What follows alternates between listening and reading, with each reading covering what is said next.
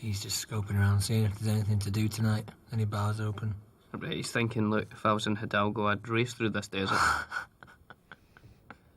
I remember looking out over these plains and Aragon comes up to me, and I remember just looking out there, and it was so vast.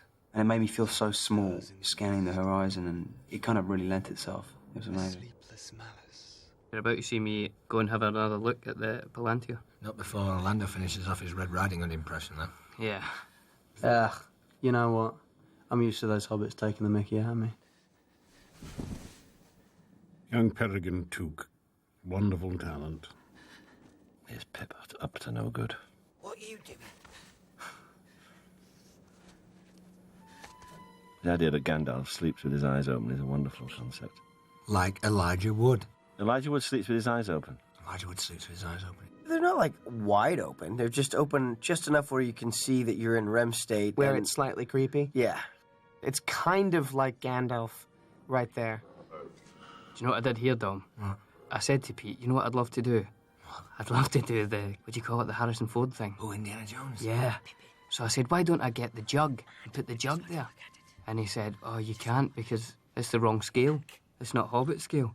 And then this guy from the back went, actually, we have it made in Hobbit scale as well. That's great, How great is that? There was never anything in the script or us talking to anyone that we were going to use that or that anyone was going to lift it up. Right. But they had made it in 2 scales, just in case. Great.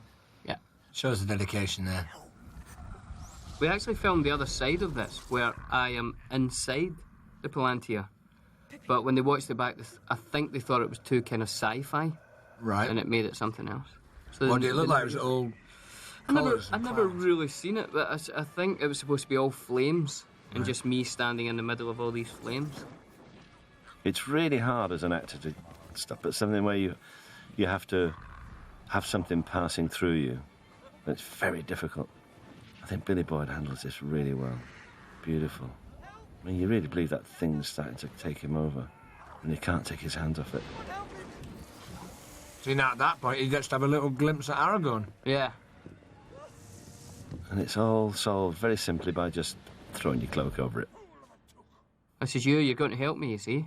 And then Gandalf just pushes me out of the way. Get out of it. Oh! Good that. Once again with Pete.